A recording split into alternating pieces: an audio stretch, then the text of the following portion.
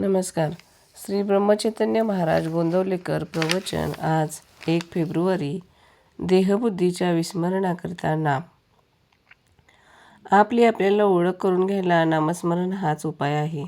परमेश्वराचा अंश प्राणीमात्राच्या ठिकाणी आहे खरा, पण हे जाणण्याची बुद्धी मात्र मनुष्य प्राण्याच्याच ठिकाणी आहे.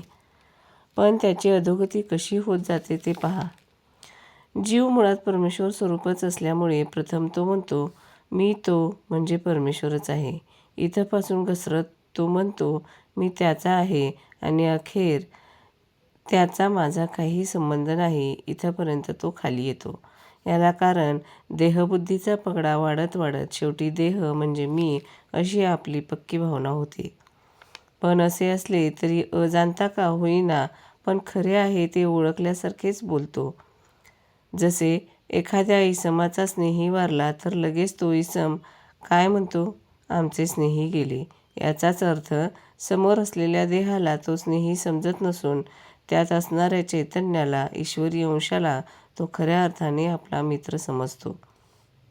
म्हणजे अजाणता का होईना पण खरे तेच त्याच्या तोंडून बाहेर पडते. असे असले तरी स्वतःच्या बाबतीत मात्र तो ही जाणीव कायम राखीत नाही आणि आपण देहच असे समजून तो वागत असतो. याला कारण ज्याचा खरा मी आहे त्याला विसर पडून देहबुद्धी बळकट होत गेली. आता याला उपाय हाच की ज्या मार्गाने मी खाली घसरत आलो त्याच मार्गाने उलट वर जाणे. जेव्हा पहिली गोष्ट म्हणजे आता मी जो देहरूप बनलो आहे तो मी त्याचा परमेश्वराचा आहे अशी जाणीव जागृत करणे. याच जाणीवेची परमावस्था म्हणजे मी तोच आहे ही भावना होणे. हे कसे साधावे तर ज्याच्या विस्मरणाने माझी ही अधोगती झाली आहे त्याचे स्मरण करणे.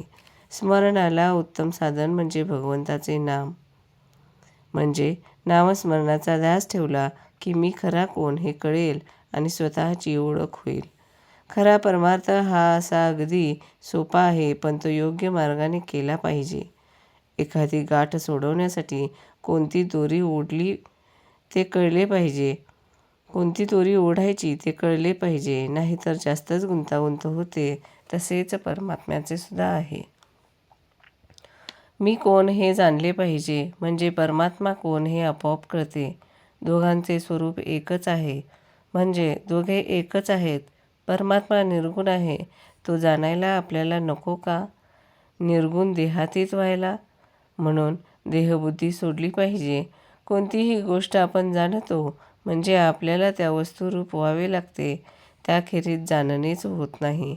म्हणून परमात्म्याला जाणण्यासाठी आपल्याला नको का परमात्मरूप व्हायला. यालाच साधू होऊन साधूस ओळखावे. शिवो भूत्वा शिवं यजेतम असे म्हणतात. नामस्मरणाची चांगली धुंदी आल्यावाचून मी पण जात नाही. धन्यवाद.